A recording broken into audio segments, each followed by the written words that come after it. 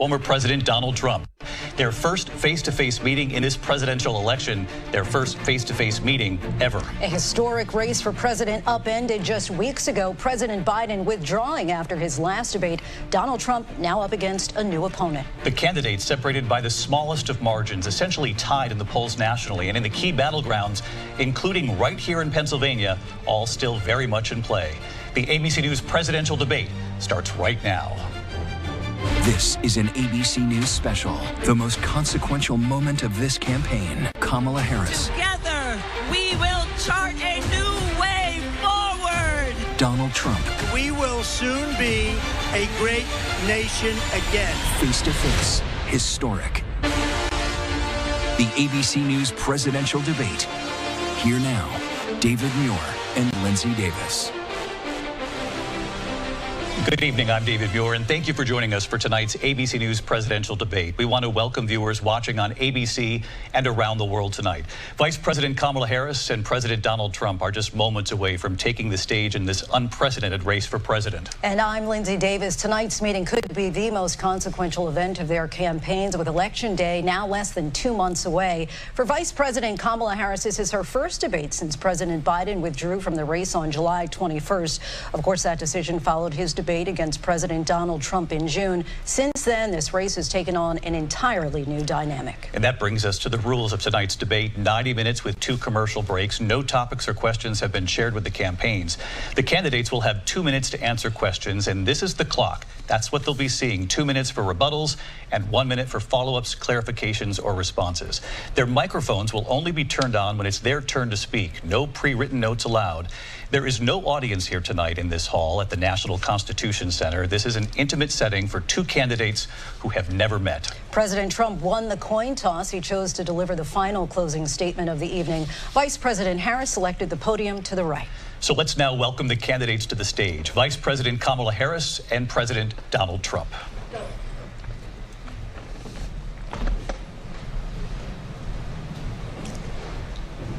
Kamala Harris.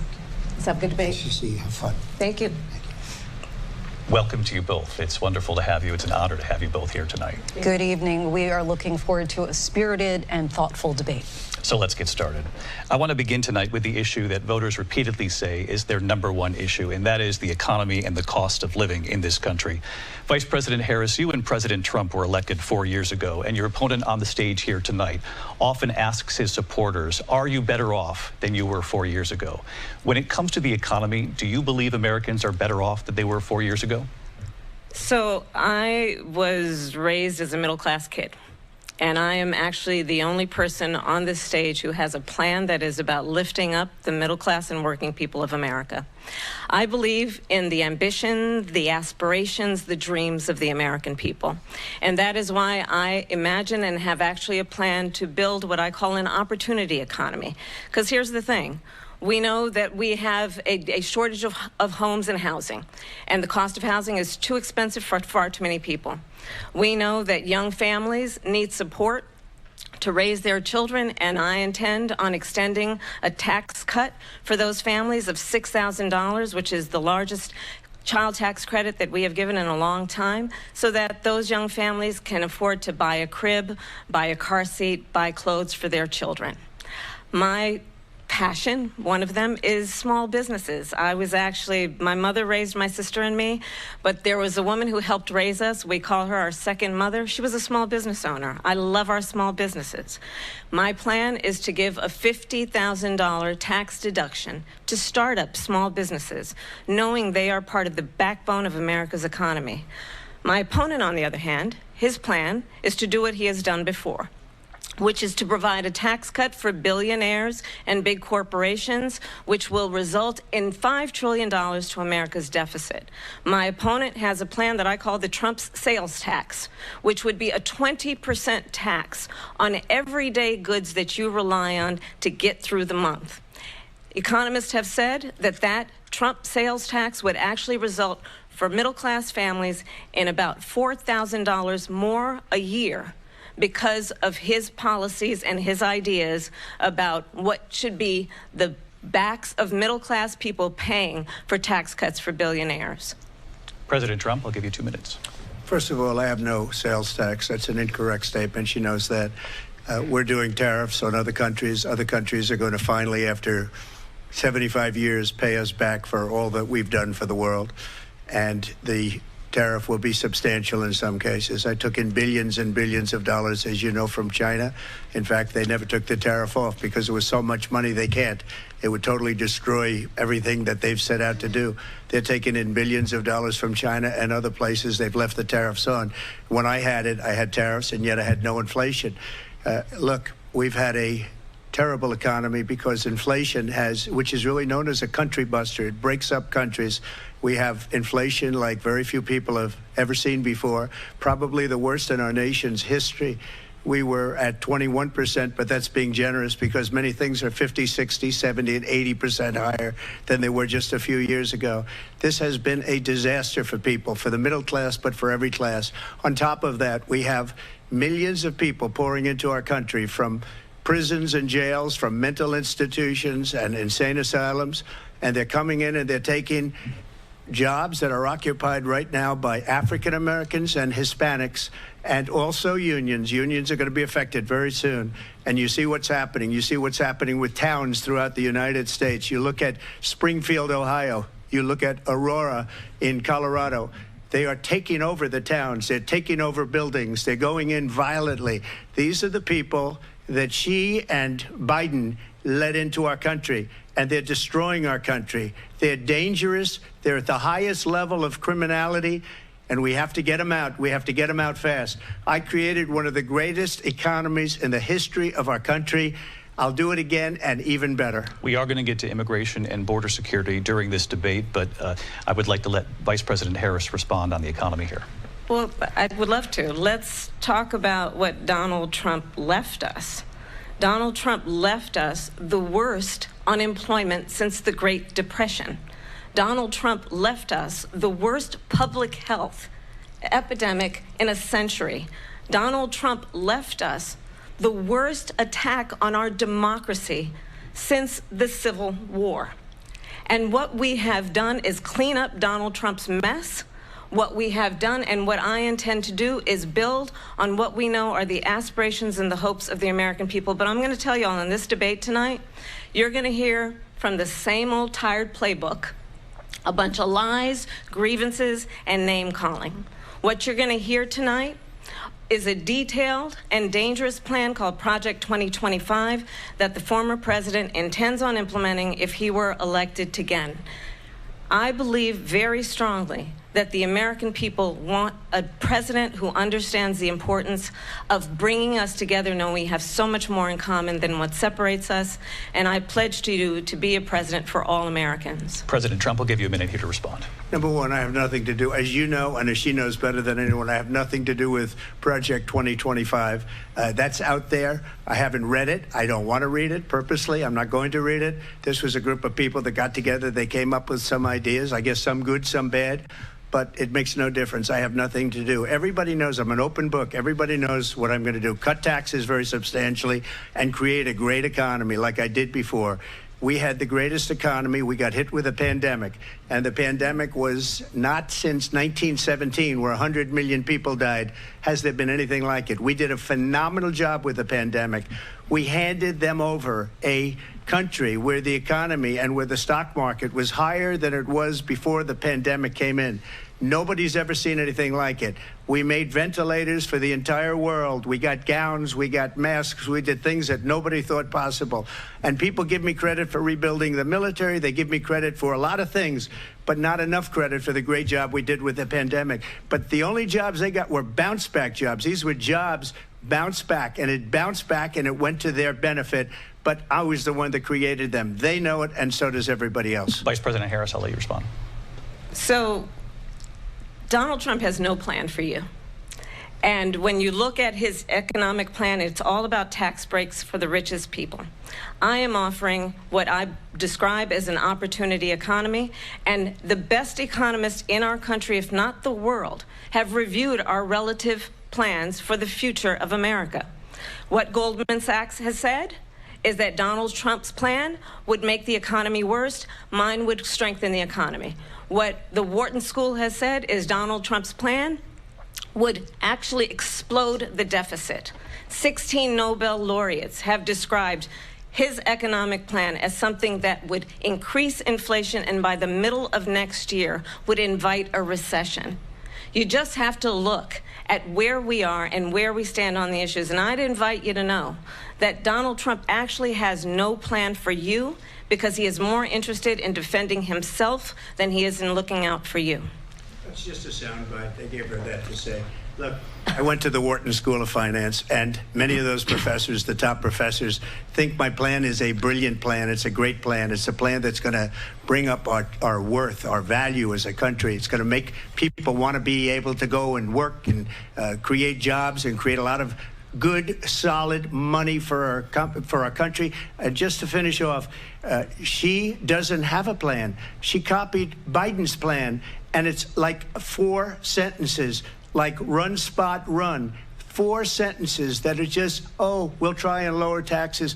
She doesn't have a plan. Take a look at her plan. She doesn't have a plan. Mr. President, I do want to drill down on something you both brought up.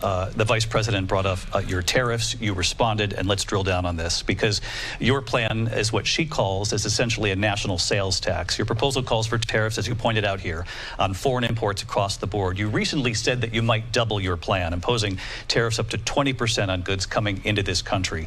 As you know, many economists say that with tariffs at that level, costs are then passed on to the consumer. Vice President Harris has argued it'll mean higher prices on gas, food, clothing, medication, arguing it costs the typical family nearly $4,000 a year. Do you believe Americans can afford higher prices because of tariffs? They're not going to have higher prices. What's going to have, and who's going to have higher prices, is China and all of the countries that have been ripping us off for years. I was the only president ever. China was paying us hundreds of billions of dollars, and so were other countries. And, you know, if she doesn't like them, they should have gone out and they should have immediately cut the tariffs. But those tariffs are there 3.5 years now under their administration. We are going to take in billions of dollars, hundreds of billions of dollars. I had no inflation, virtually no inflation. They had the highest inflation perhaps in the history of our country, because I've never seen a worse period of time. People can't go out and buy cereal or bacon or eggs or anything else. The people of our country are absolutely dying with what they've done. They've destroyed the economy. And all you have to do is look at a poll. The polls say 80 and 85 and even 90% that the Trump economy was great, that their economy was terrible. Vice President Harris, I do want to ask for your response, and you heard what the president said there, because the Biden administration did keep a number of the Trump tariffs in place. So how do you respond? Well, let's be clear that the Trump administration resulted in a trade deficit, one of the highest we've ever seen in the history of America. He invited trade wars. You want to talk about his deal with China? What he ended up doing is, under Donald Trump's presidency, he ended up selling American chips to China to help them improve and modernize their military, basically sold us out, when a policy about China should be in making sure the United States of America wins the competition for the 21st century, which means focusing on the details of what that requires, focusing on relationships with our allies, focusing on investing in American-based technology so that we win the race on AI, on quantum computing, focusing on what we need to do to support America's workforce so that we don't end up having on the short end of the stick in terms of workers' rights. But what Donald Trump did, let's talk about this, with COVID, is he actually thanked President Xi for what he did during COVID. Look at his tweet.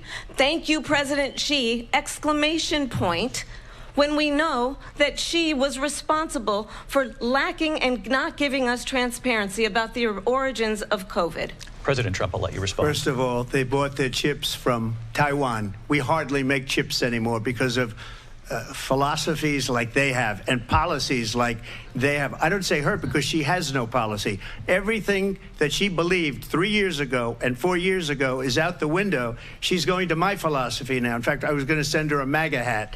She's gone to my philosophy. But if she ever got elected, she'd change it. And it will be the end of our country. She's a Marxist. Everybody knows she's a Marxist. Her father's a Marxist professor in economics, and he taught her well.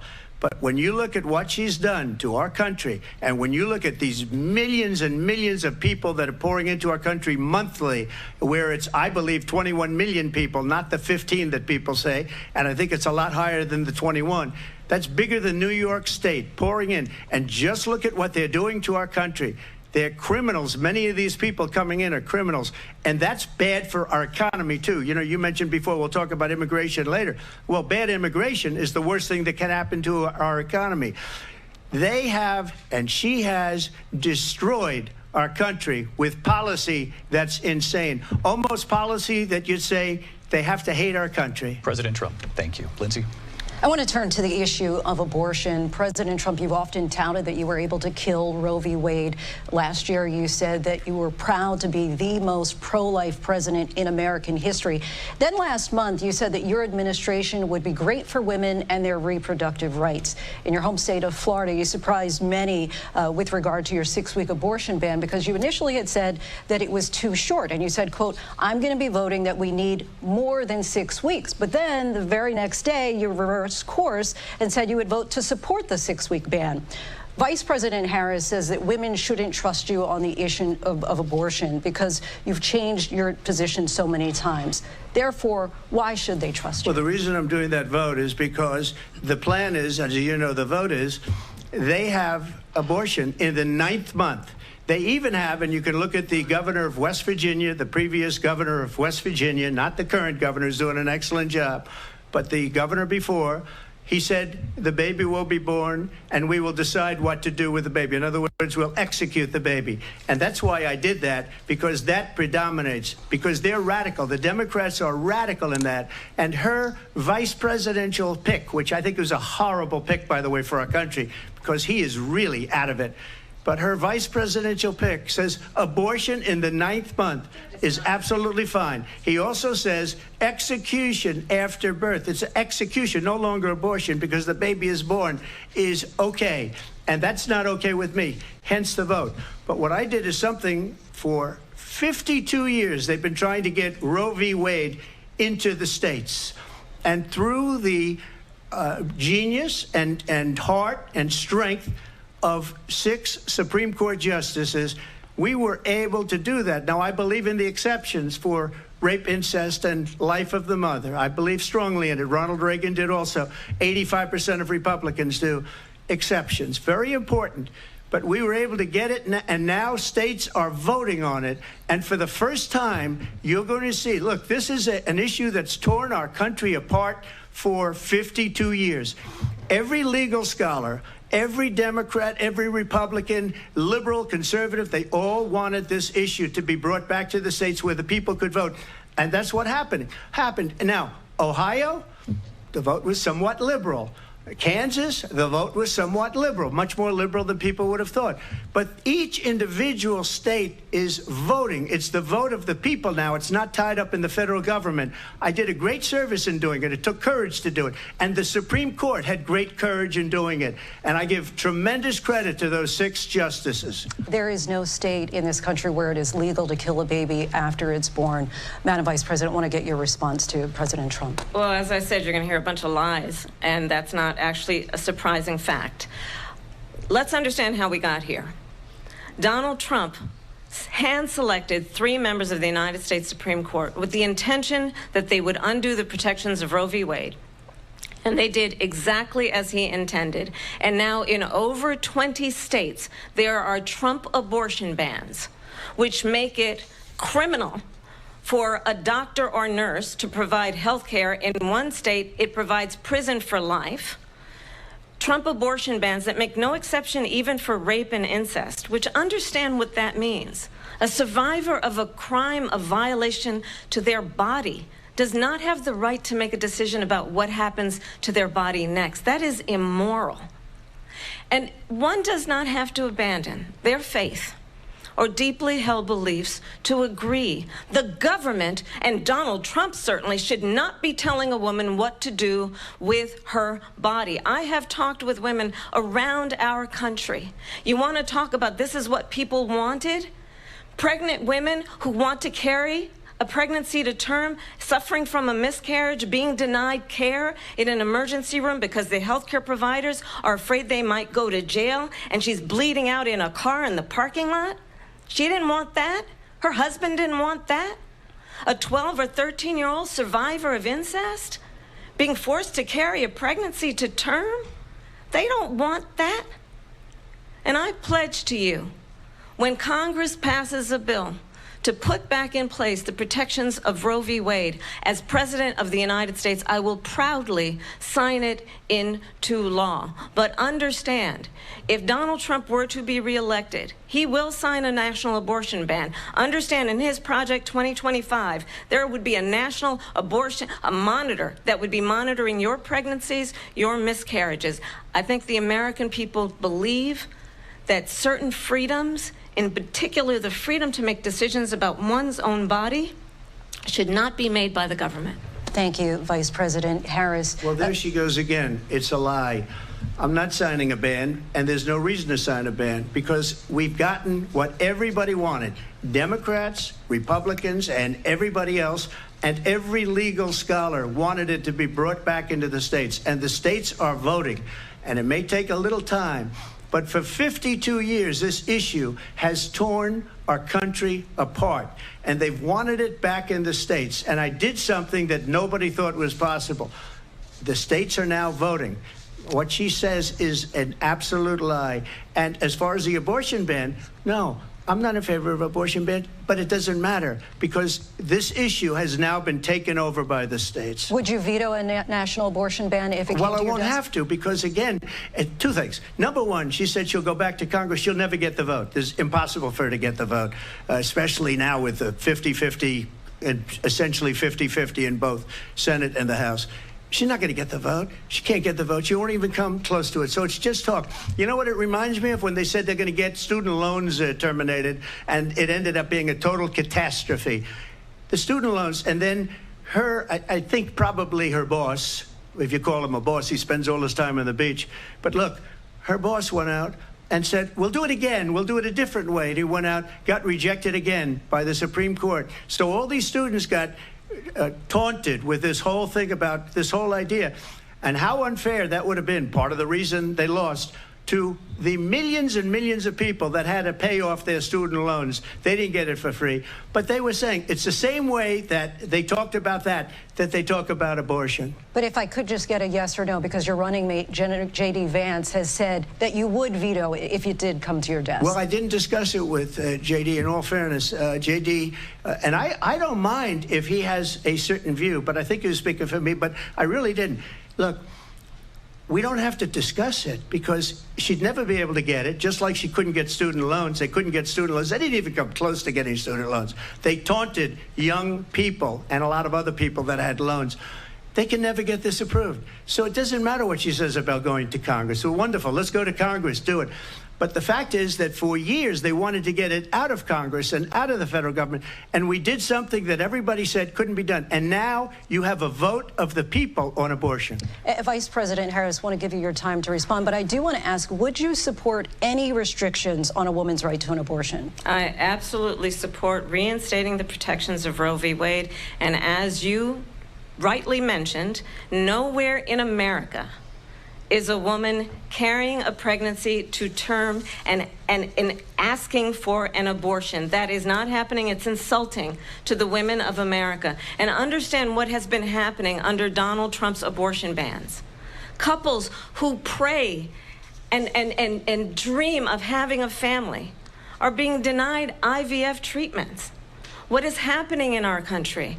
Working people, working women, who are working 1 or 2 jobs, who can barely afford child care as it is, have to travel to another state to get on a plane sitting next to strangers to go and get the health care she needs. Barely can afford to do it, and what you are putting her through is unconscionable. And the people of America have not, the majority of Americans believe in a woman's right to make decisions about her own body. And that is why in every state where this issue has been on the ballot, in red and blue states both, the people of America have voted for freedom. Vice President Harris, excuse me, I have you. to respond. Another lie. It's another lie. I have been a leader on IVF, which is fertilization. The IVF, I have been a leader. In fact, when they got a very negative decision on IVF from the Alabama courts, I saw the people of Alabama and the legislature 2 days later voted it in. I've been a leader on it. They know that, and everybody else knows it. I have been a leader on fertilization, IVF. And the other thing, you should ask, will she allow abortion in the 8th month, 9th month, 7th month? Come on. Okay, would you do that?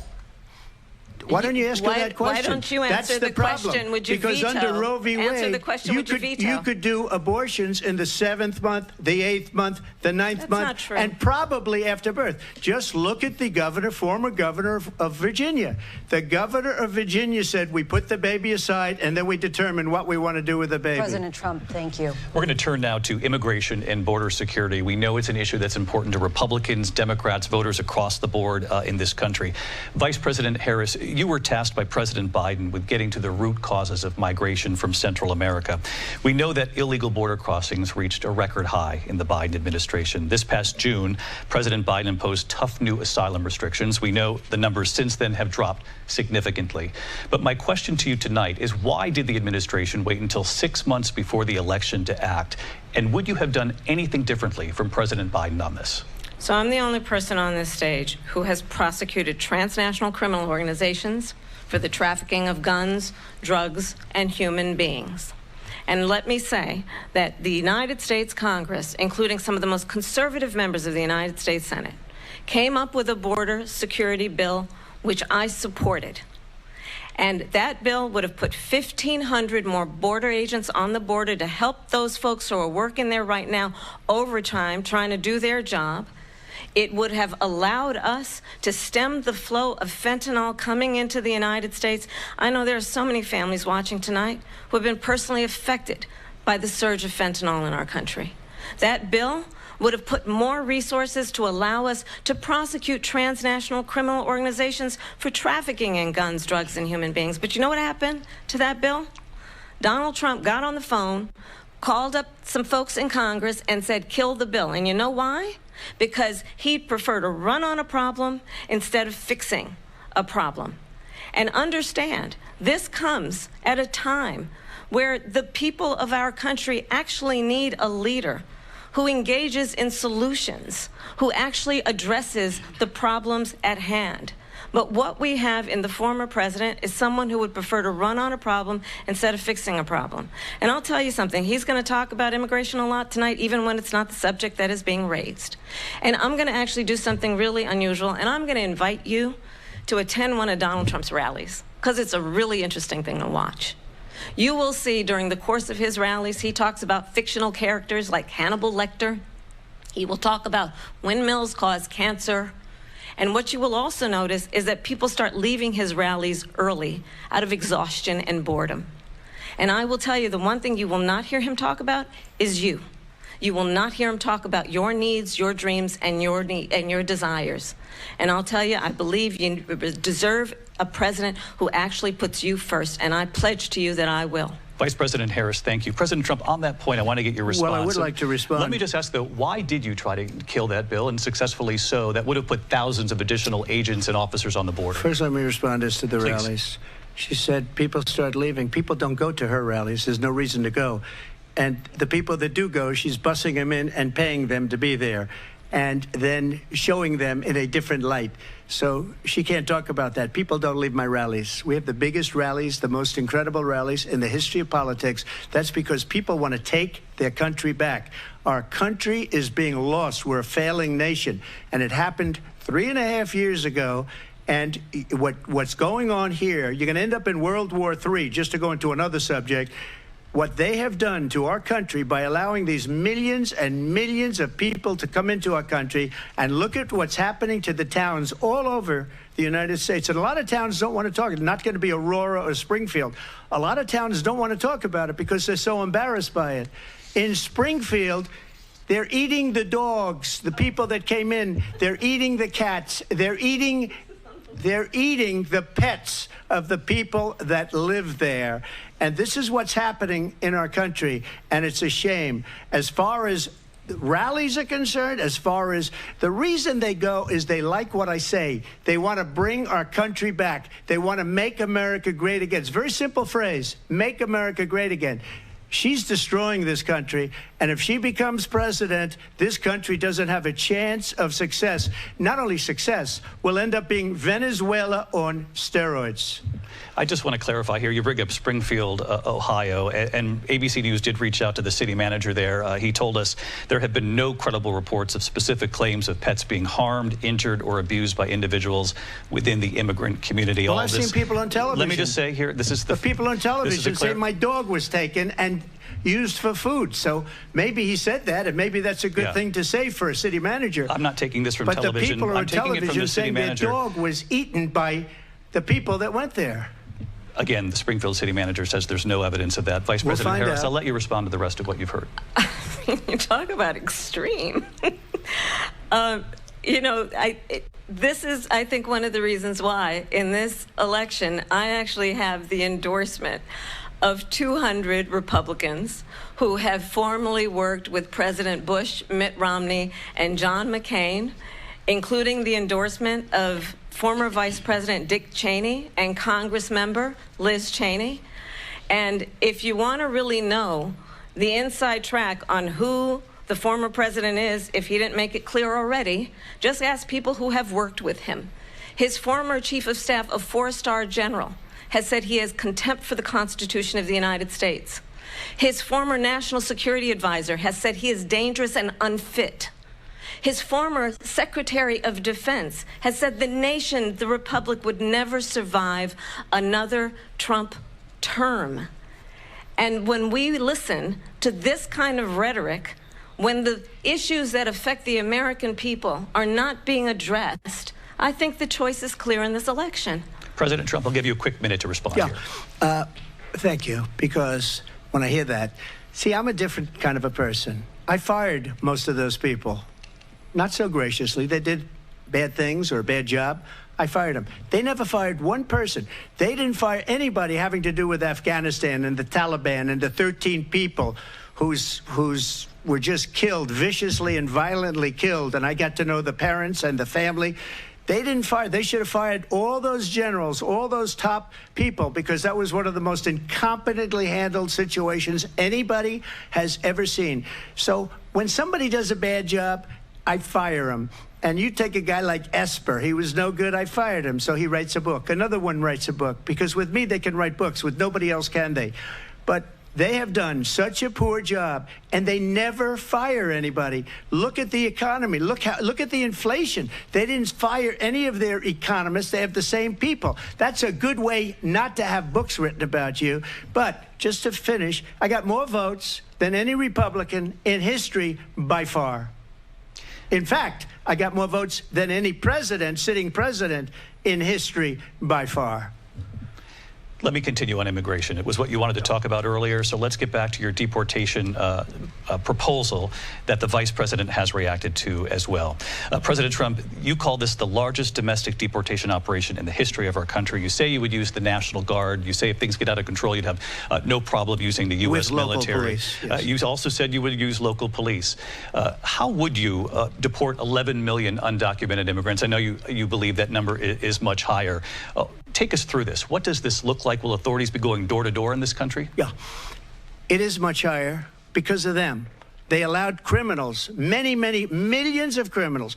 They allowed terrorists. They allowed common street criminals. They allowed people to come in, drug dealers, to come into our country. And they're now in the United States and told by their countries like Venezuela, don't ever come back or we're going to kill you. Do you know that crime in Venezuela and crime in countries all over the world is way down?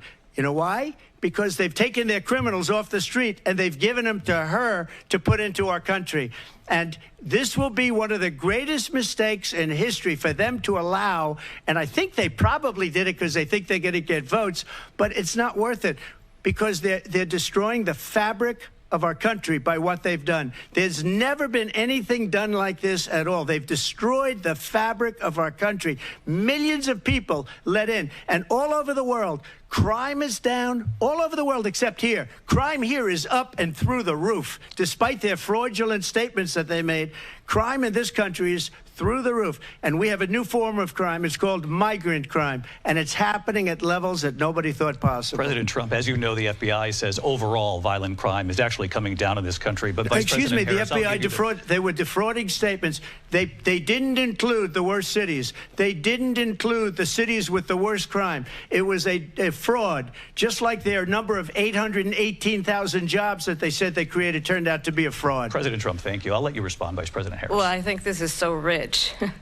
coming from someone who has been prosecuted for national security crimes, economic crimes, election interference, has been found liable for sexual assault, and his next big court appearance is in November at his own criminal sentencing. And let's be clear where each person stands on the issue of what is important about respect for the rule of law and respect for law enforcement. The former vice president called for defunding federal law enforcement, 45,000 agents, get this, on the day after he was arraigned on 34 felony counts. So let's talk about what is important in this race. It is important that we move forward, that we turn the page on this same old tired rhetoric and address the needs of the American people, address what we need to do about the housing shortage, which I have a plan for, address what we must do to support our small businesses, address bringing down the price of groceries. But frankly, the American people are exhausted with this same old tired playbook. Vice President Harris, thank you. Excuse me. Every one of those cases was started by them against their political opponent. And I'm winning most of them, and I will win the rest on appeal. And you saw that with the decision that came down just recently from the Supreme Court. I'm winning most of them. But those are cases, it's called weaponization. Never happened in this country. They weaponized the Justice Department. Every one of those cases was involved with the DOJ, from Atlanta and Fani Willis to the Attorney General of New York and the DA in New York. Every one of those cases. And then they say, oh, he's a criminal. They're the ones that made them go after me. By the way, Joe Biden was found essentially guilty on the documents case. And what happened in my documents case? They said, oh, that's the toughest of them all. A complete and total victory. 2 months ago, it was thrown out. It's weaponization, and they used it, and it's never happened in this country. They used it to try and win an election. They're fake cases. President Trump, thank you. A really quick response here, Vice President Harris, on this notion of weaponization of the Justice Department. Well, let's talk about extreme and understand the context in which this election in 2024 is taking place. The United States Supreme Court recently ruled that the former president would essentially be immune from any misconduct if he were to enter the White House again. Understand, this is someone who has openly said he would terminate, I'm quoting, terminate the Constitution of the United States, that he would weaponize the Department of Justice against his political enemies. Someone who has openly expressed disdain for members of our military. Understand what it would mean if Donald Trump were back in the White House with no guardrails, because certainly we know now the court won't stop him. We know J.D. Vance is not going to stop him. It's up to the American people Vice President to stop Harris, him. Thank you. Lindsay? Vice President Harris, in your last run for president. This is the one that weaponized, not me. She weaponized. I probably took a bullet to the head because of the things that they say about me. They talk about democracy. I'm a threat to democracy. They're the threat to democracy with a fake Russia investigation we do have a lot that went nowhere. We have a lot to get to. Lindsay? Vice President Harris, in your last run for president, you said you wanted to ban fracking. Now you don't. You wanted mandatory government buyback programs for assault weapons. Now your campaign says you don't. You supported decriminalizing border crossings. Now you're taking a harder line. I know you say that your values have not changed. So then why have so many of your policy positions changed? So my values have not changed, and I'm going to discuss every at least every point that you've made. But in particular, let's talk about fracking because we're here in Pennsylvania. I made that very clear in 2020. I will not ban fracking. I have not banned fracking as Vice President of the United States, and in fact, I was the tie-breaking vote on the Inflation Reduction Act, which opened new leases for fracking. My position is that we have got to invest in diverse sources of energy so we reduce our reliance on foreign oil. We have had the largest increase in domestic oil production in history because of an approach that recognizes that we cannot over-rely on foreign oil. As it relates to my values, let me tell you, I grew up a middle-class kid raised by a hardworking mother who worked and saved and was able to buy our first home when I was a teenager. The values I bring to the importance of home ownership, knowing not everybody got handed $400 million on a silver platter and then filed bankruptcy 6 times, is a value that I bring to my work to say we are going to work with the private sector and home builders to increase 3 million homes, increase by 3 million homes by the end of my first term. My work that is related to having a friend when I was in high school who was sexually assaulted by her stepfather. And my focus then on protecting women and children from violent crime is based on a value that is deeply grounded in the importance of standing up for those who are most vulnerable. My work that is about protecting Social Security and Medicare is based on long-standing work that I have done, protecting seniors from scams. My values have not changed. And what is important is that there is a president who actually brings values and a perspective that is about lifting people up and not beating people down and name-calling. The true measure of the leader is the leader who actually understands the strength is not in beating people down, it's in lifting people up. I intend to be that president. President Trump, your response? First of all, I wasn't given $400 million. I wish I was. My father was a Brooklyn builder, Brooklyn, Queens, and a great father, and I learned a lot from him. But I was given a fraction of that, a tiny fraction, and I built it into many, many billions of dollars, many, many billions. And when people see it, they are even surprised. So we don't have to talk about that.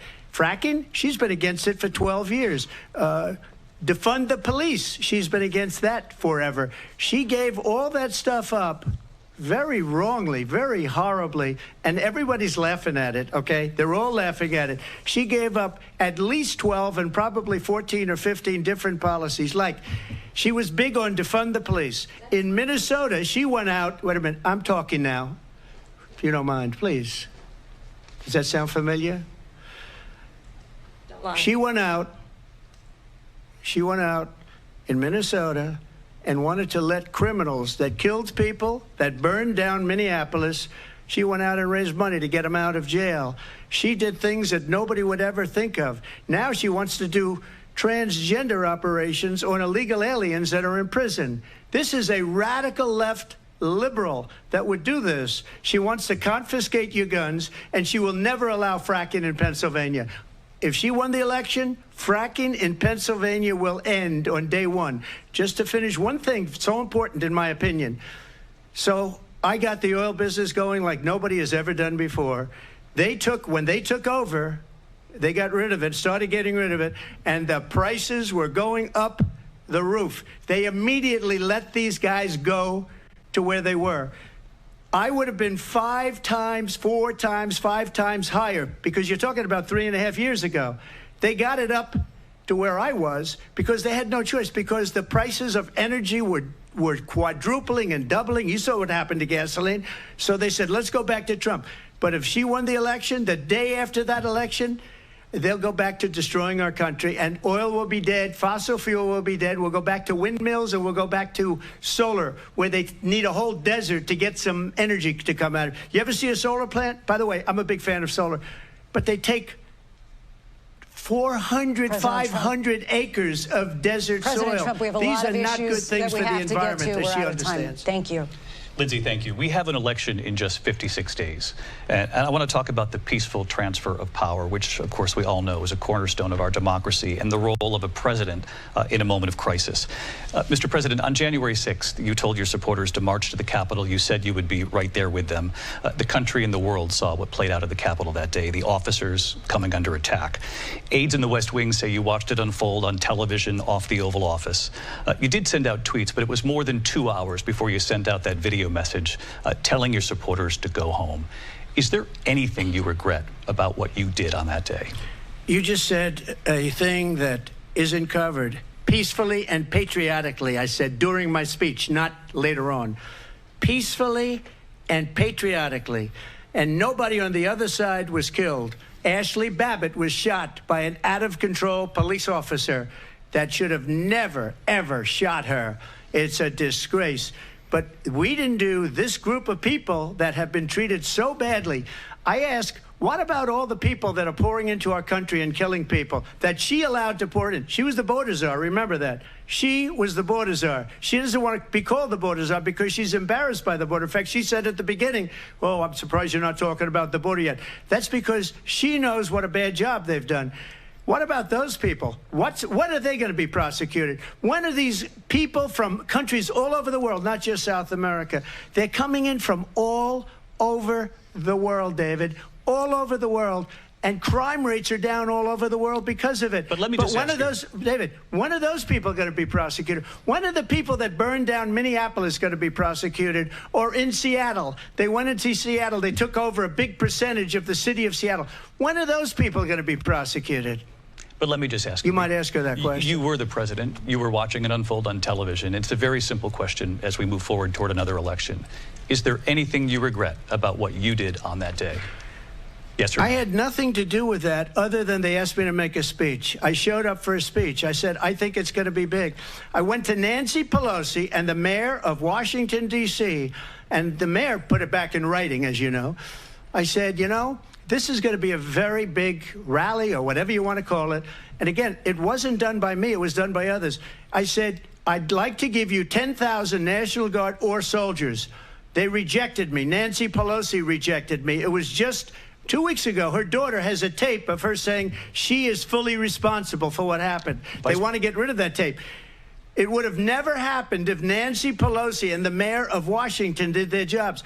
I wasn't responsible for security. Nancy Pelosi was responsible. She didn't do her job. The question was about you as president, not about former Speaker Pelosi, but I do want Vice President Harris to respond here.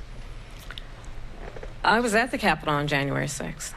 I was the vice president-elect. I was also an acting senator. I was there.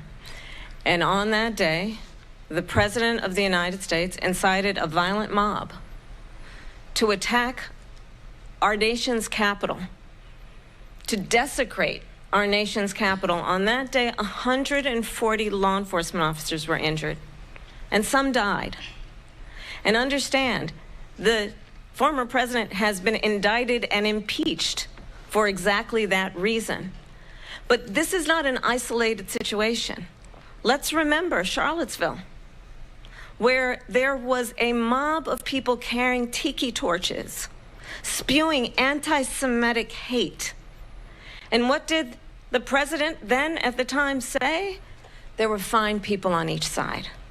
Let's remember that when it came to the Proud Boys, a militia, the president said, the former president said, stand back and stand by. So for everyone watching who remembers what January 6th was, I say, we don't have to go back. Let's not go back. We're not going back. It's time to turn the page. And if that was a bridge too far for you, well, there is a place in our campaign for you to stand for country, to stand for our democracy, to stand for rule of law, and to end the chaos, and to end the approach that is about attacking the foundations of our democracy because you don't like the outcome. And be clear on that point. Donald Trump, the candidate, has said in this election there will be a bloodbath if this and the outcome of this election is not to his liking. Let's turn the page on this. Let's not go back. Let's chart a course for the future and not go backwards to the past. Let me just follow up here. It was a different term, and it was a term that related to energy, because they have destroyed our energy business. That was where bloodbath was. Also, on Charlottesville, that story has been, as you would say, debunked. Laura Ingraham, Sean Hannity, Jesse, all of these people, they covered it. If they go an extra sentence, they will see it was perfect. It was debunked in almost every newspaper, but they still bring it up, just like they bring 2025 up. They bring all of this stuff up. I ask you this, you talk about the Capitol. Why are we allowing these millions of people to come through on the southern border? How come she's not doing anything? And I'll tell you what I would do, and I would be very proud to do it. I would say we would both leave this debate right now.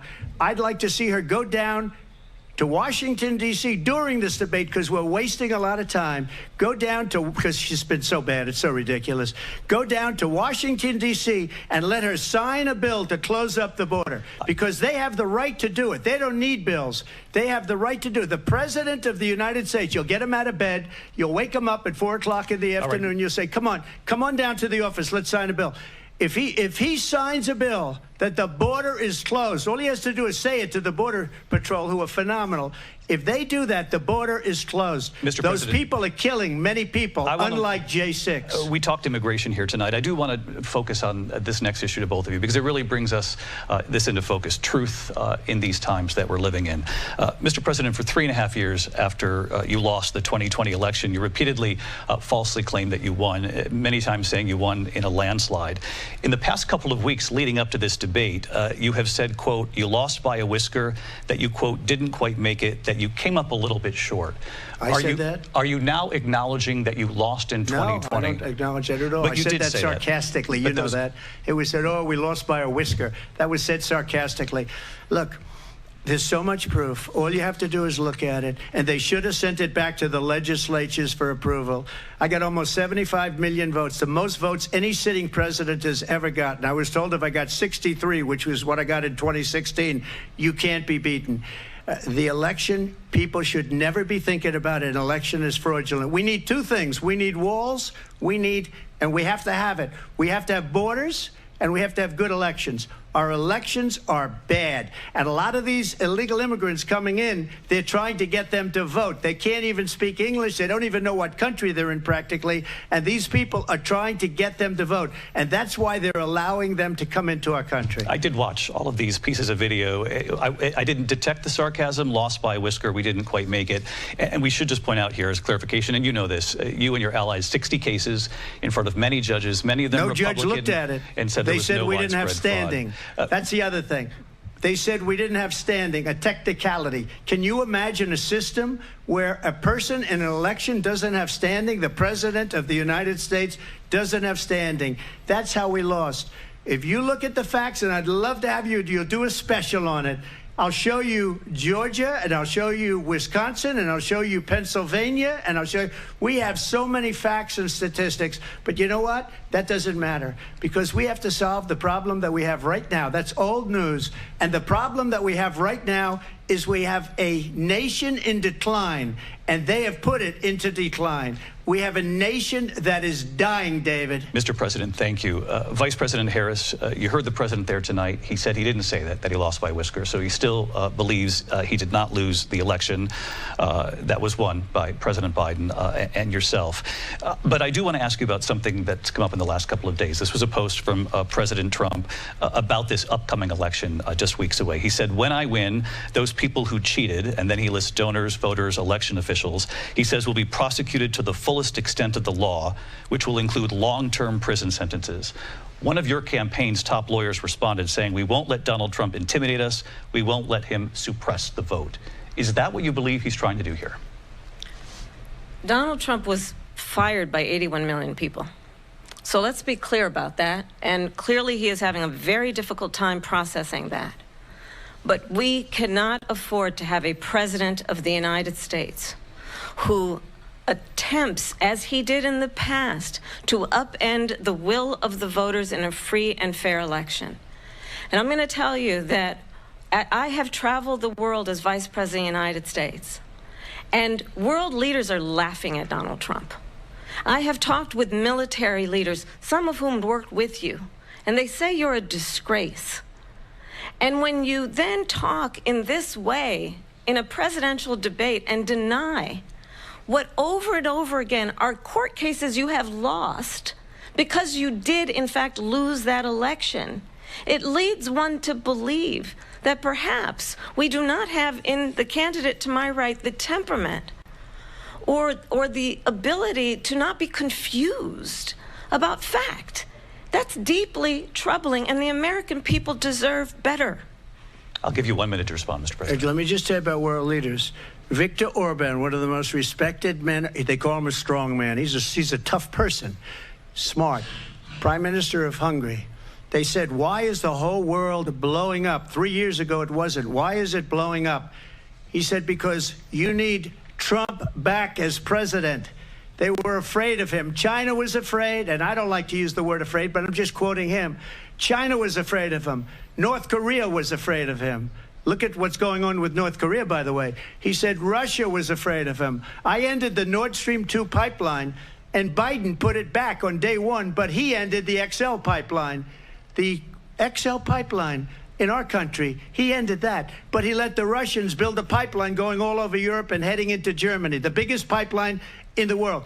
Look, Viktor Orban said it. He said the most respected, most feared person is Donald Trump. We had no problems when Trump was president, but when this weak, pathetic man that you saw at a debate just a few months ago, that if he weren't in that debate, he'd be running instead of her. She got no votes. He got 14 million votes. What you did, you talk about a threat to democracy.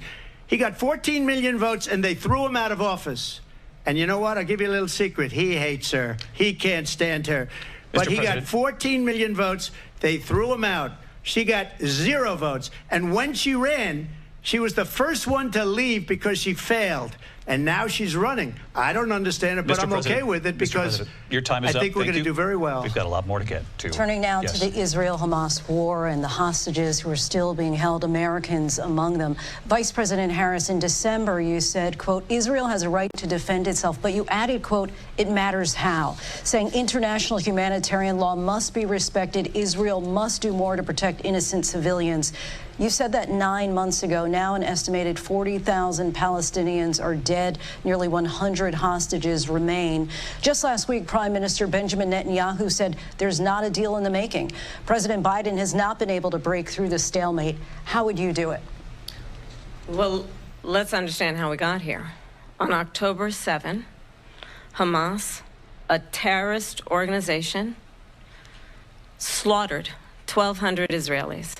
Many of them young people who were simply attending a concert. Women were horribly raped. And so absolutely, I said then, I say now, Israel has a right to defend itself. We would. And how it does so matters. Because it is also true, far too many innocent Palestinians have been killed. Children, mothers. What we know is that this war must end.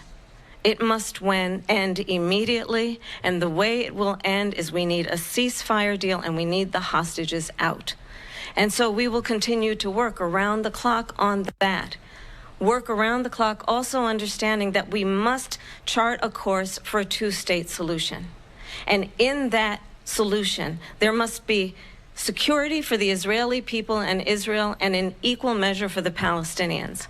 But the one thing I will assure you always, I will always give Israel the ability to defend itself, in particular as it relates to Iran and any threat that Iran and its proxies pose to Israel. But we must have a two-state solution where we can rebuild Gaza, where the Palestinians have security, self-determination, and the dignity they so rightly deserve. President Trump, how would you negotiate with Netanyahu and also Hamas in order to get the hostages out and prevent the killing of more innocent civilians in Gaza? If I were president, it would have never started. If I were president, Russia would have never, ever, I know Putin very well, he would have never, and there was no threat of it either, by the way, for 4 years, have gone into Ukraine and killed millions of people when you add it up, far worse than people understand what's going on over there. But when she mentions about Israel, all of a sudden, She hates Israel. She wouldn't even meet with Netanyahu when he went to Congress to make a very important speech. She refused to be there because she was at a sorority party of hers. She wanted to go to the sorority party. She hates Israel. If she's president, I believe that Israel will not exist within 2 years from now. And I've been pretty good at predictions, and I hope I'm wrong about that one. She hates Israel. At the same time, in her own way, she hates the Arab population because the whole place is going to get blown up. Arabs, Jewish people, Israel will be gone. It would have never happened. Iran was broke under Donald Trump. Now Iran has $300 billion because they took off all the sanctions that I had. Iran had no money for Hamas or Hezbollah or any of the 28 different spheres of terror. And they are spheres of terror, horrible terror. They had no money. It was a big story, and you know it. You covered it very well, actually. They had no money for terror. They were broke. Now they're a rich nation, and now what they're doing is they're spreading that money around. Look at what's happening with the Houthis and Yemen. Look at what's going on in the Middle East. This would have never happened. I will get that settled and fast, and I'll get the war with Ukraine and Russia ended. If I'm president-elect, I'll get it done before even becoming president. Vice President Harris, he says you hate Israel. That's absolutely not true. I have my entire career and life supported Israel and the Israeli people. He knows that. He's trying to, again, divide and distract from the reality, which is it is very well known that Donald Trump is weak and wrong on national security and foreign policy. It is well known that he admires dictators, wants to be a dictator on day one, according to himself. It is well known that he said of Putin that he can do whatever the hell he wants and go into Ukraine. It is well known that he said when Russia went into Ukraine, it was brilliant. It is well known he exchanged love letters with Kim Jong-un. And it is absolutely well known that these dictators and autocrats are rooting for you to be president again because they're so clear. They can manipulate you with flattery and favors. And that is why so many military leaders who you have worked with have told me you are a disgrace. That is why we understand that we have to have a president who is not consistently weak and wrong on national security, including the importance of upholding and respecting in highest regard our military. Vice President Harris, thank you. They're the ones, and she's the one that caused it, that's weak on national security by allowing every nation last month for the year, 168 different countries sending people into our country. Their crime rates are way down. Putin endorsed her last week, said, I hope she wins. And I think he meant it, because what he's gotten away with is absolutely incredible. It wouldn't have happened with me. The leaders of other countries think that they're weak and incompetent, and they are. They're grossly incompetent. And I just ask one question. Why does Biden go in and kill the Keystone Pipeline and approve the single biggest deal that Russia's ever made, Nord Stream 2, the biggest pipeline anywhere in the world going to Germany and all over Europe? Because they're weak and they're ineffective. And Biden, by the way, President gets paid Trump, a lot of money. Thank you. We have a lot of issues to get to. We'll be right back with much more of this historic ABC News presidential debate from the National Constitution Center right here in Philadelphia. Back in a moment.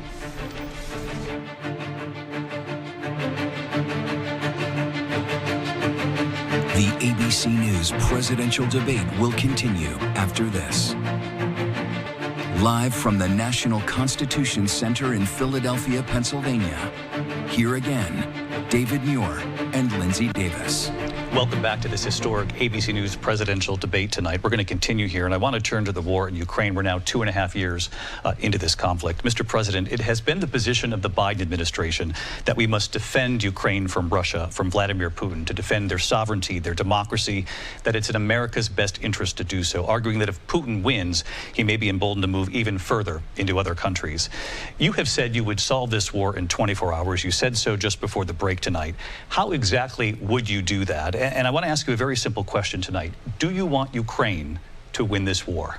I want the war to stop. I want to save lives that are being uselessly, people being killed by the millions. It's the millions. It's so much worse than the numbers that you're getting, which are fake numbers. Look, we're in for $250 billion or more because they don't ask Europe, which is a much bigger beneficiary to getting this thing done than we are. They're in for $150 billion less because Biden and you don't have the courage to ask Europe like I did with NATO. They paid billions and billions, hundreds of billions of dollars when I said, either you pay up or we're not going to protect you anymore. So that's maybe one of the reasons they don't like me as much as they like weak people.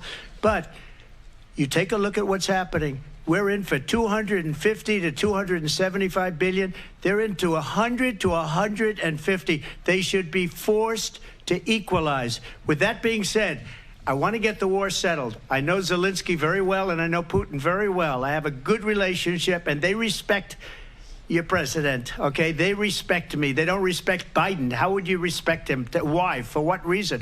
He hasn't even made a phone call in 2 years to Putin, hasn't spoken to anybody. They don't even try and get it. That is a war that's dying to be settled. I will get it settled before I even become president. If I win, when I'm president-elect, and what I'll do is I'll speak to one, I'll speak to the other, I'll get them together. That war would have never happened. And in fact, when I saw Putin after I left, unfortunately left because our country has gone to hell.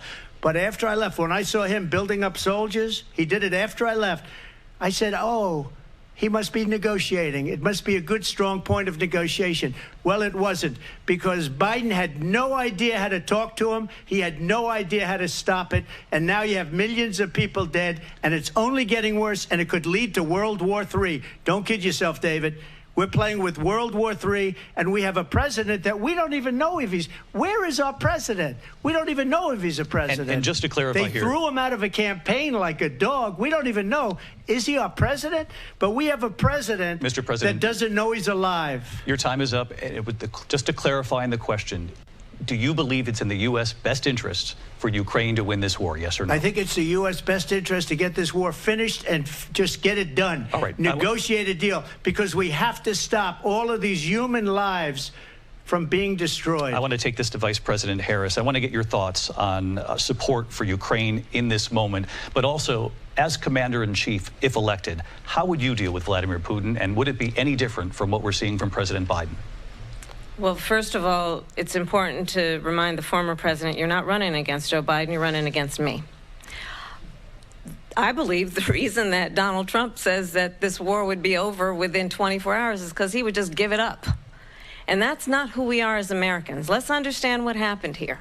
I actually met with Zelensky a few days before Russia invaded, tried through force to change territorial boundaries, to defy one of the most important international rules and norms, which is the importance of sovereignty and territorial integrity.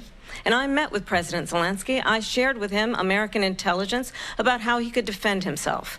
Days later, I went to NATO's eastern flank, to Poland and Romania.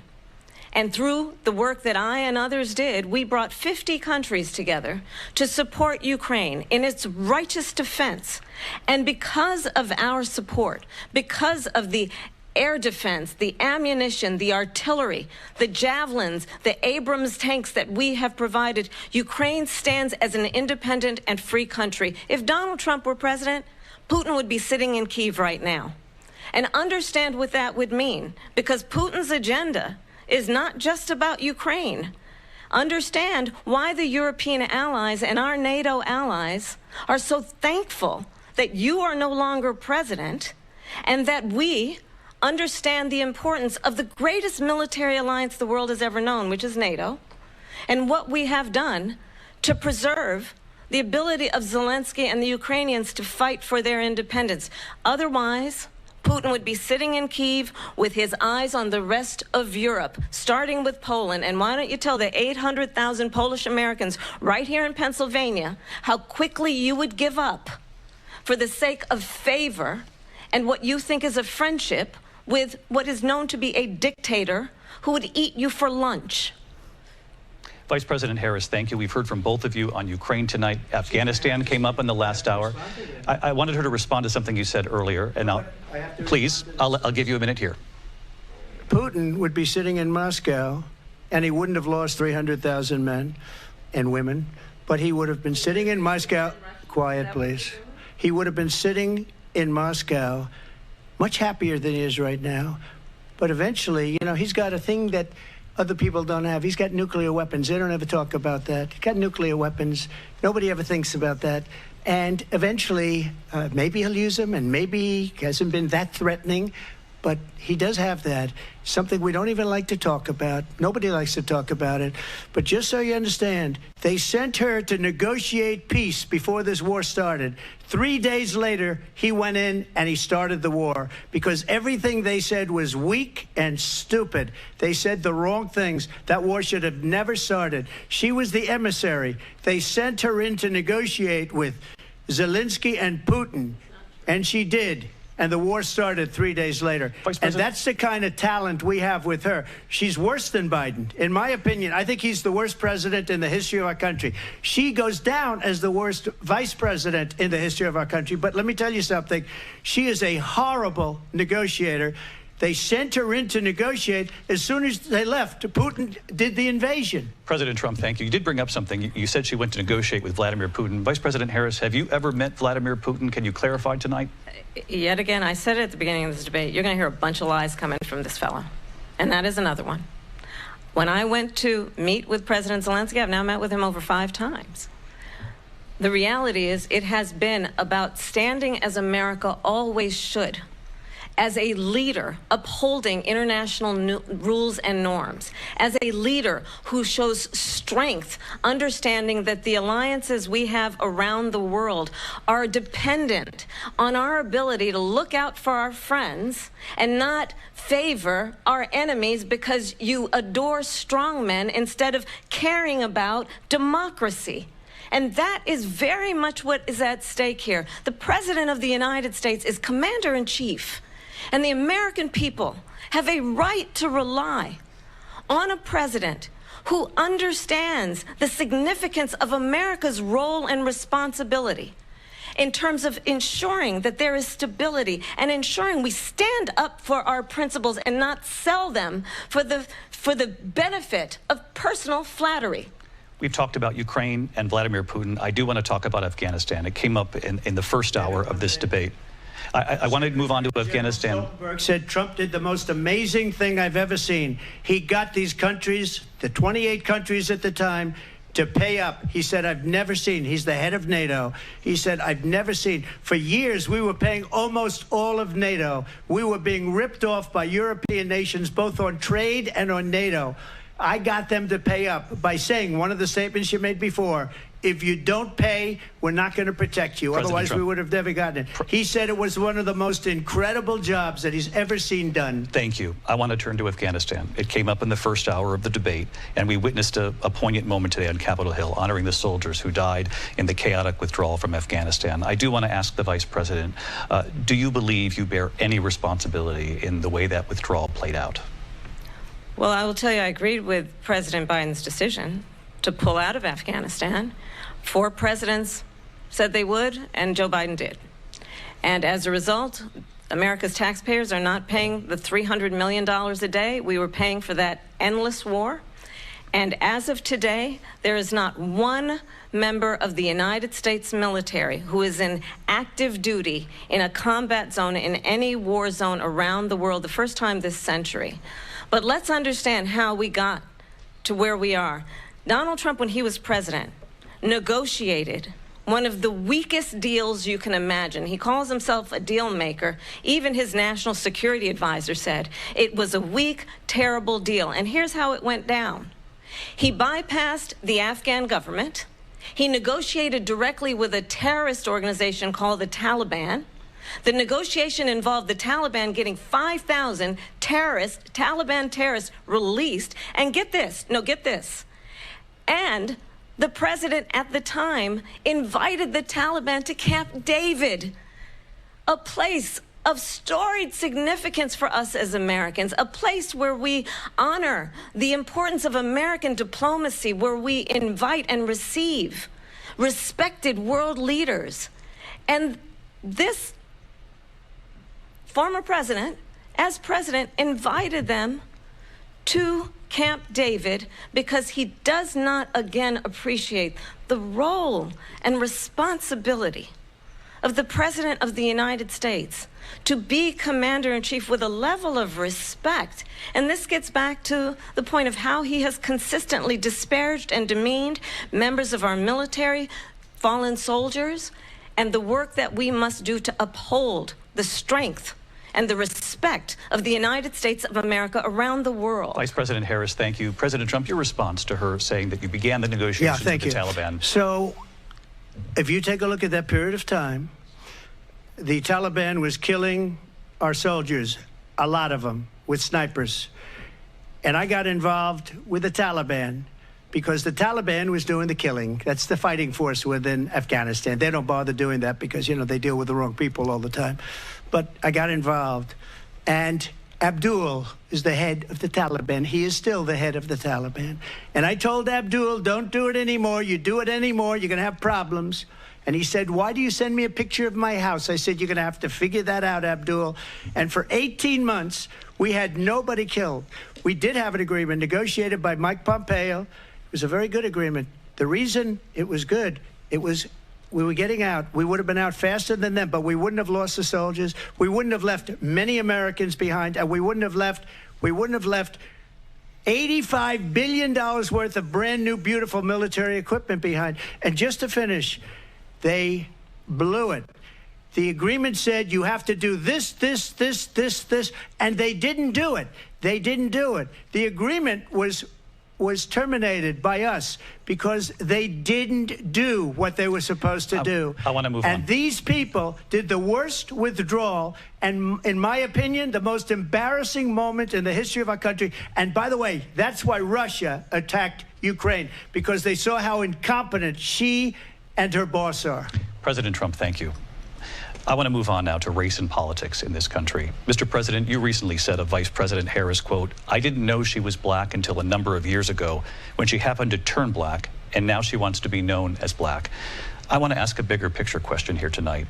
Why do you believe it's appropriate to weigh in on the racial identity of your opponent? I don't, and I don't care. I don't care what she is. I don't care. You make a big deal out of something, I couldn't care less.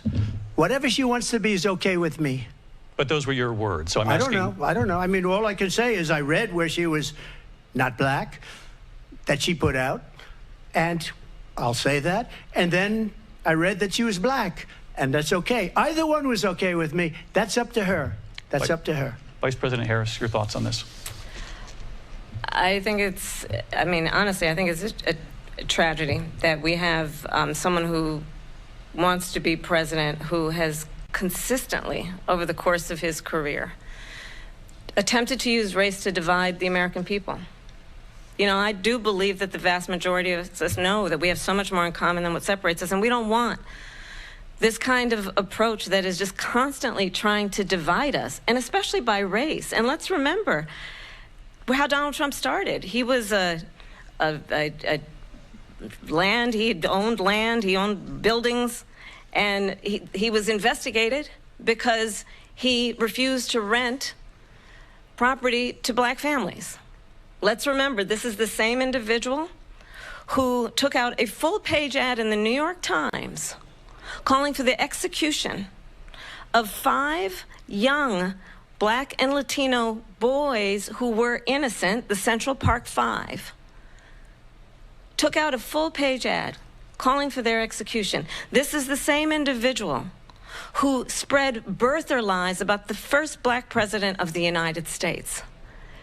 And I think the American people want better than that, want better than this, want someone who understands, as I do, I travel our country.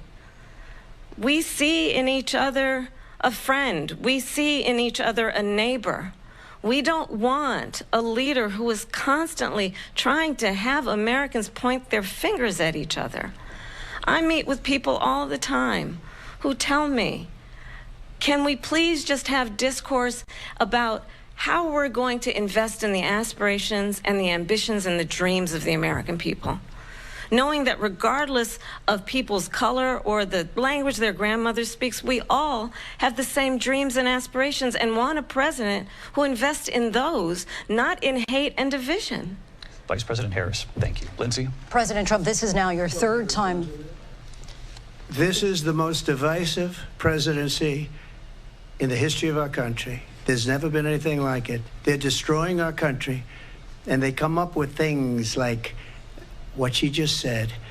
Going back many, many years, when a lot of people, including Mayor Bloomberg, agreed with me on the Central Park Five, they admitted, they said, they pled guilty. And I said, well, if they pled guilty, they badly hurt a person, killed a person ultimately. And if they pled guilty, then they pled, we're not guilty. But this is a person that has to stretch back years, 40, 50 years ago, because there's nothing now. I built one of the greatest economies in the history of the world, and I'm going to build it again. It's going to be bigger, better, and stronger. But they're destroying our economy. They have no idea what a good economy is. Their oil policies, every single policy. And remember this, she is Biden. You know, she's trying to get away from Biden. I don't know the gentleman, she says. She is Biden. The worst inflation we've ever had, a horrible economy because inflation has made it so bad, and she can't get away with that. Thank you. Your time is up, Lindsay. I want to respond to that, though. I want to just respond briefly. Clearly, I am not Joe Biden, and I am certainly not Donald Trump. And what I do offer is a new generation of leadership for our country, one who believes in what is possible, one who brings a sense of optimism about what we can do instead of always disparaging the American people. I believe in what we can do to strengthen our small businesses, which is why I have a plan. Let's talk about our plans and let's compare the plans. I have a plan to give startup businesses $50,000 tax deduction, to pursue their ambitions, their innovation, their ideas, their hard work. I have a plan, $6,000 for young families for the first year of your child's life, to help you in that most critical stage of your child's development. I have a plan that is about allowing people to be able to pursue what has been fleeting in terms of the American dream by offering a help with down payment of $25,000 down payment assistance for first-time home buyers. That's the kind of conversation, I believe, David, that people really want tonight, as opposed to a conversation that is constantly about belittling and name-calling. Let's turn the page Vice President and move Harris, forward. thank you. Let's turn to policy. President Let's Trump, turn we to have policy. to move on. President Trump.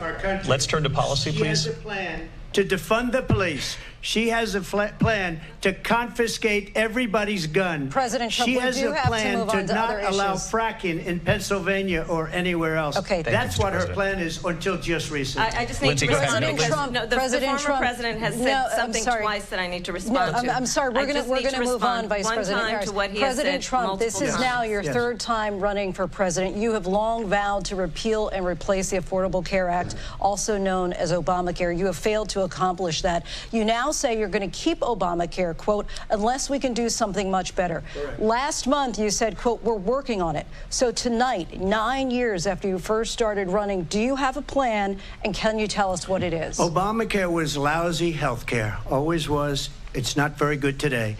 And what I said, that if we come up with something, and we are working on things, we're going to do it and we're going to replace it. But remember this, I inherited Obamacare because Democrats wouldn't change it. They wouldn't vote for it.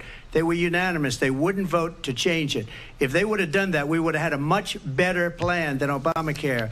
But the Democrats came up. They wouldn't vote for it. I had a choice to make when I was president. Do I save it and make it as good as it can be, never going to be great, or do I let it rot? And I felt I had an obligation, even though politically it would have been good to just let it rot and let it go away. I decided, and I told my people, the top people, and they're very good people. I have a lot of good people in that administration. We read about the bad ones. We had some real bad ones, too, and so do they. They have really bad ones. The difference is they don't get rid of them. But let me just explain. I had a choice to make. Do I save it and make it as good as it can be, or do I let it rot? And I saved it. I did the right thing. But it's still never going to be great, and it's too expensive for people. And what we will do is we're looking at different plans. If we can come up with a plan that's going to cost our people, our population, less money and be better health care than Obamacare, then I would absolutely do it. But until then, I'd run it as good as it can be run. So just a yes or no, you still do not have a plan? I have concepts of a plan. I'm not president right now. But if we come up with something, I would only change it if we come up with something that's better and less expensive. And there are concepts and options we have to do that. And you'll be hearing about it in the not-too-distant future. Vice President Harris, in 2017, you supported Bernie Sanders' proposal to do away with private insurance and create a government-run health care system. 2 years later, you proposed a plan that included a private insurance option. What is your plan today? Well, first of all, I absolutely support, and over the last 4 years as vice president, private health care options. But what we need to do is maintain and grow the Affordable Care Act. But I'll get to that, Lindsay. I just need to respond to a previous point that the former president has made. I've made very clear my position on fracking. And then this business about taking everyone's guns away. Tim Walz and I are both gun owners. We're not taking anybody's guns away. So stop with the continuous lying about this stuff. As it relates to the Affordable Care Act, understand, just look at the history to know where people stand. When Donald Trump was president, 60 times he tried to get rid of the Affordable Care Act. 60 times. I was a senator at the time when I will never forget the early morning hours when it was up for a vote in the United States Senate. And the late, great John McCain, who you have disparaged as being, you don't like him, you said, at the time because he got caught. He was an American hero. The late, great John McCain, I will never forget that night, walked onto the Senate floor and said, no, you don't. No, you don't. No, you don't get rid of the Affordable Care Act. You have no plan. And what the Affordable Care Act has done is eliminate the ability of insurance companies to deny people with pre-existing conditions. I don't have to tell the people watching tonight, you remember what that was like? Remember when an insurance company could deny if a child had asthma, if someone was a breast cancer survivor, if a grandparent had diabetes? And thankfully, as I've been vice president, and we over the last 4 years have strengthened the Affordable Care Act, we have allowed for the first time Medicare to negotiate drug prices on behalf of you, the American people. Donald Trump said he was going to allow Medicare to negotiate drug prices. He never did. We did. And now we have capped the cost of insulin at $35 a month. Since I've been vice president, we have capped the cost of prescription medication for seniors at $2,000 a year. And when I am president, we will do that for all people, understanding that the value I bring to this is that access to health care should be a right and not just a privilege of those who can afford it. And the plan has to be to strengthen the Affordable Care Act, not get rid of it, Vice President Harris, thank you. In terms of where Donald Trump stands on that. I want to move to an issue that's important for a lot of... You made a mistake. Number one, John McCain fought Obamacare for 10 years. But it wasn't only him. It were all of the Democrats that kept it going. And you know what? We can do much better than Obamacare, much less money. But she won't improve private insurance for people, private medical insurance. That's another thing she doesn't want to get. People Trump are paying privately for insurance that have worked hard and made money, and they want to have private. She wants everybody to be on government insurance where you wait 6 months for an operation that you need immediately. President Trump, thank you. We have another issue that we'd like to get to that's important for a number of Americans, in particular younger voters, and that's climate change. President Trump, with regard to the environment, you say that we have to have clean air and clean water. Vice President Harris, you call climate change an existential threat. The question to you both tonight is, what would you do to fight climate change? And Vice President Harris, we'll start with you. 1 minute for you each. Well, the former president had said that climate change is a hoax. And what we know is that it is very real. You ask anyone who lives in a state who has experienced these extreme weather occurrences who now is either being denied home insurance or it's being jacked up.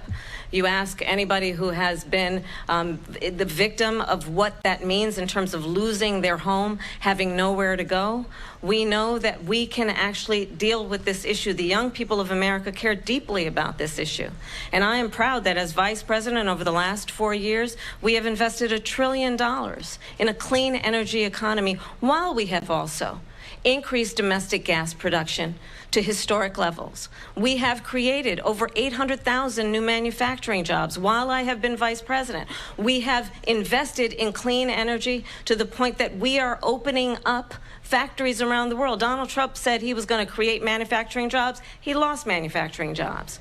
And I'm also proud to have the endorsement of the United Auto Workers and Sean Fain, who also know that part of building a clean energy economy includes investing in American-made products, American automobiles. It includes growing what we can do around American manufacturing and opening up auto plants, not closing them like happened under Donald Trump. Vice President Harris, thank you. It didn't happen under Donald Trump. Let me just tell you, they lost 10,000 manufacturing jobs this last month. It's going, they're all leaving. They're building big auto plants in Mexico, in many cases owned by China. They're building these massive plants, and they think they're going to sell their cars into the United States because of these people. What they have given to China is unbelievable. But we're not going to let that. We'll put tariffs on those cars so they can't come into our country, because they will kill the United Auto Workers and any auto worker, whether it's in Detroit or South Carolina or any other place. What they've done to business and manufacturing in this country is horrible.